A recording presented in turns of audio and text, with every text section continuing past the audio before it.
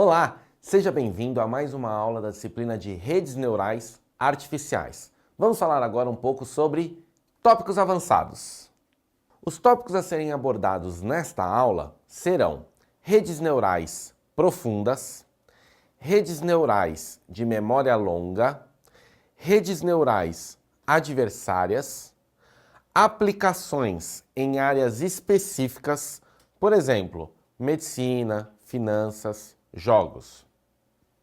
Ao término desta aula, você deverá ser capaz de compreender o funcionamento de arquitetura de redes neurais mais avançadas, tais como redes neurais adversárias, conhecidas como GANs, redes neurais recorrentes, conhecidas como RNNs, e redes neurais convolucionais, conhecidas como CNNs. Entender como a transferência de aprendizado pode ser utilizada para melhorar a performance de modelos de RNA em diferentes tarefas. Conhecer técnicas avançadas de otimização e regularização de redes neurais, tais como Batch Normalization, Dropout e Learning Rate Scheduling.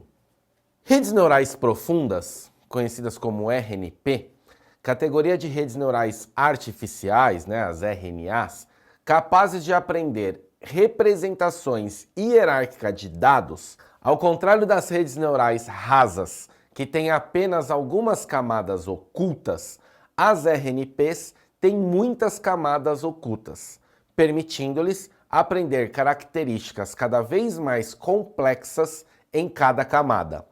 Essa arquitetura possibilita que as RNPs possam realizar tarefas mais complexas e obter desempenho em comparação com as redes neurais rasas. O que tem que ficar claro? Quando a gente pensa em redes neurais, as redes neurais simples, a gente tem aí 3, 4 camadas. E essas camadas ficam variando entre ocultas e aparecendo. Elas ficam aparecendo e ficando ocultas. Quando a gente pensa em RNP, quando a gente pensa em redes neurais complexas, você vai ter mais camadas sempre, quando a gente fala nessas camadas, entre a entrada e a saída. Então eu tenho mais processos de aperfeiçoamento, eu tenho mais processos... Lembra da rede neural recorrente? Eu tenho mais recorrência. Por quê? A cada mudança de etapa, a cada mudança de uma camada para outra, resiste a aprendizagem, consequentemente, existe a recorrência.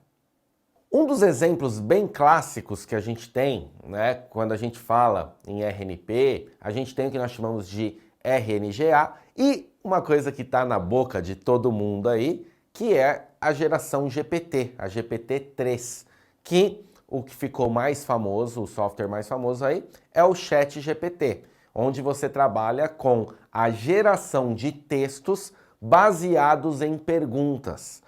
Essa é uma grande virada de chave que as pessoas vão ter. Tem muita gente que já está usando o ChatGPT, ele já popularizou tudo, só que usa o ChatGPT como mais ou menos usa um Google, como mais ou menos usa um buscador. E o ChatGPT, na verdade, você tem os prompts, tá? Então, fatalmente aí, pode aguardar, anotar aí, não vai demorar para a gente ter o cargo engenheiro, ou engenheira de prompts, tá?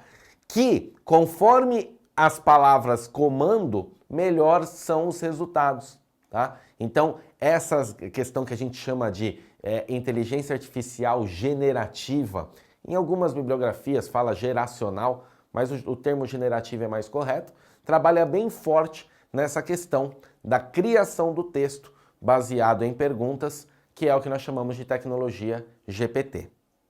Nessa linha, hoje você tem aí por muito tempo as pessoas de imagens, pensando em vetor, trabalhavam com determinado software, pensando em imagens bitmap, outro, o próprio Photoshop sempre teve muito mercado, ainda tem, mas você vê, por exemplo, um Canva ganhando muita força, você vê softwares ganhando uma certa expressão no mercado, pelo fato até de ser online.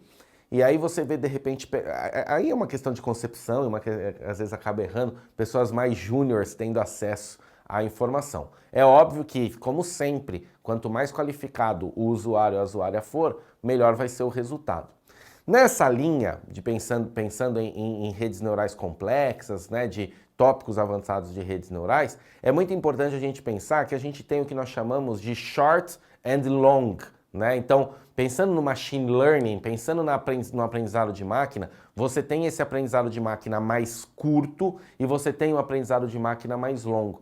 Isso, em muitas vezes, vai acontecer e vai impactar baseado no número de camadas que existem entre o processo de entrada e de saída. A tecnologia LSTM, entre várias características, ela permite com que a rede neural artificial lembre de algo que já aconteceu, tá?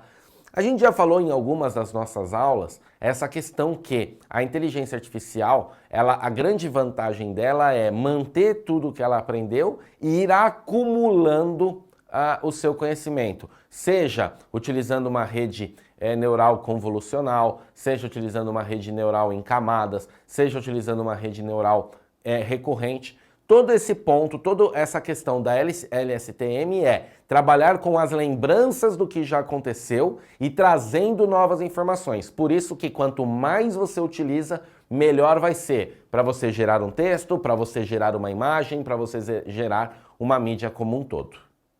Já as redes neurais adversárias surgiram aí em 2014, só lembrar aí da Copa do Mundo que o Brasil perdeu para a Alemanha aí. Em 2014 nós tivemos a questão da rede neural adversária. Ela é muito utilizada principalmente na geração de imagens, tá? Então você trabalha com essa questão de fazer confronto de características. Então, por exemplo, foi desenhado um gato e automaticamente uma característica do gato é a orelha pontuda e os bigodes, por exemplo. Então, automaticamente existe essa comparação que se estiver sendo construído um gato e não tiver, por exemplo, essas características que são muito marcantes, automaticamente a rede neural adversária vai te confrontar. Fala, olha, tem certeza que é esse o caminho? Que isso é uma grande vantagem, e aí a grande, né, da inteligência artificial. Além de te dar uma solução, perceber que se de repente você não está num caminho que ela entende que é o certo, ela vai te avisar. Lembrando que pode ser que realmente você tenha, nessa questão, você que está ganhando a adversidade, não tem problema nenhum. Mas ela faz esses apontamentos, principalmente quando o assunto são imagens. Durante o treinamento, a rede adversária trabalha muito com a questão do resultado, com a questão do feedback. Baseado nos feedbacks que os treinamentos são feitos. Quando a gente pensa em inteligência artificial de uma forma geral, na questão da aprendizagem, a gente tem a questão da aprendizagem supervisionada, da aprendizagem não supervisionada, e esses feedbacks, esses retornos que tanto o software vai dando, ou até mesmo o usuário ou a usuária vai imputando, é o que vai fazer com que essa rede vá criando essas adversidades, lembrando que se estiver na mesma linha, ela mantém, ou se perceber que está tomando um caminho diferente do planejado, diferente do induzido, ela vai poder jogar para poder criar aí essa correção durante o meio durante a construção daquela imagem ou até mesmo de outra mídia. Pensando nessa aula de tópicos avançados, eu trouxe para vocês uma dica de leitura e uma dica de vídeo para você aprofundar e aperfeiçoar ainda mais o seu conhecimento. Vamos ver? Na dica de leitura, estamos falando de redes neurais de memória longa, tá? Então, toda uma visão sistemática de como funciona isso. Já na dica de vídeo, é uma explanação sobre as redes LSTM, tá? Embora o vídeo, aqui vai uma observação, o vídeo está em inglês, mas possui legendas em português disponíveis para você poder se aprofundar aí. Espero que você tenha entendido e gostado dessa aula de tópicos avançados da disciplina de redes neurais artificiais. Tchau, tchau!